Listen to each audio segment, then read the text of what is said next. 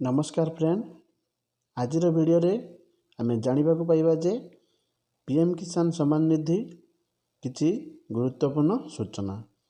तो चलन संग माने ये गुरुत्वपूर्ण सूचना कौन अछि आमे जानिबा।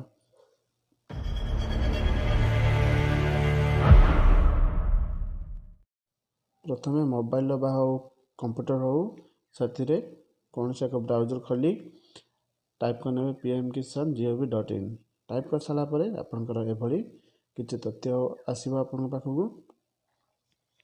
आसला परे ए पॉपअप टी आपन क्लोज कर देबे।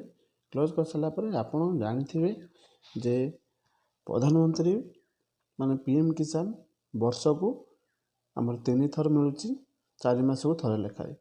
तो सांग माने किछि गुरुत्वपूर्ण सूचना रहिछि जा फल लोक मानकर माने केवाईसी लैंड सीडिंग आ बैंक इनफॉरमेशन जदि भूल थिबो तर आपण एठारे पाइबारो वंचित होबे। तो चारण संग माने हम प्रथमे देखिबा केमिति एटार कोन करले आपन को पैसा मिलिबो। आपन को जनवरी 2024 सुधा आपन को सब डॉक्यूमेंट अप टू डेट कर देबार अछि। तापरे 16तम किस्ती आपन को मिलिबो। सेही अप टू डेट विषय रे चलंतु जानिबा केमिति हमरो चेक करिवे।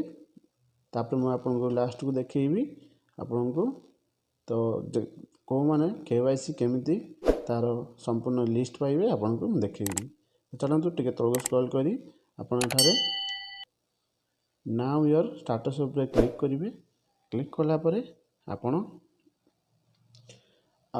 निजर आधार नंबर देबे। आधार नंबर देई किंबा रजिस्ट्रेशन नंबर देई आपन स्टेटस मध्य चेक करि परिबे। एटी देखंतु आपनकर रजिस्ट्रेशन नंबर मिलिथिबो।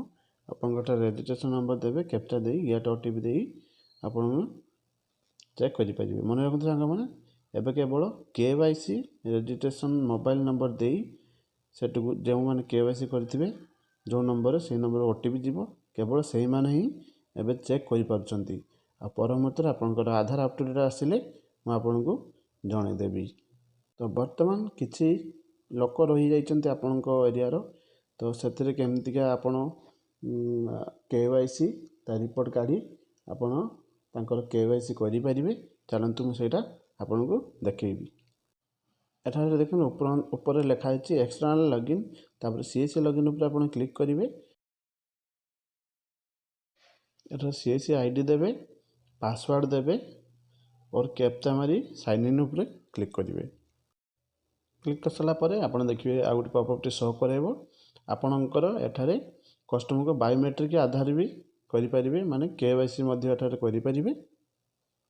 तापर एठा देखा लिखा है रिपोर्ट बोली गोटे ऑप्शन गोटे शो करूची। आपन तार ऊपर क्लिक करिवे। क्लिक कला परे एठा देखंतु सीएससी इक्वाईसी पेंडिंग रिपोर्ट तार ऊपर आपन क्लिक करिवे। क्लिक कला परे आपनकर स्टेट आउट डिस्ट्रिक्ट ऑटोमेटिक पळि आसीथिबो। आपन रूरल कि अर्बन डाटा चेक करिया पई चाहउछन्ते सेटा चेक करि परिबे। त हम रूरल ऊपर क्लिक करी गेट डाटा ऊपर क्लिक करिवा। क्लिक कला परे तापर सब डिस्ट्रिक्ट ऊपर क्लिक करिवे। तापर ब्लॉक ऊपर आपन क्लिक करिवे। तापर विलेज ऊपर आपन क्लिक करिवे। विलेज ऊपर क्लिक कर साला परे आपन गेट डाटा ऊपर क्लिक करिवे। तापर आपन देखिवे जो गानार दैथिबे तांको सब डिटेल्स सब एठारे पळि आसीबो। तो आपन एही भली समस्तंकर केवाईसी लिस्ट आपन देखि परिबे। देखि कि आपन एठारे एक्सेल फाइल ले डाउनलोड मध्य करि परिबे।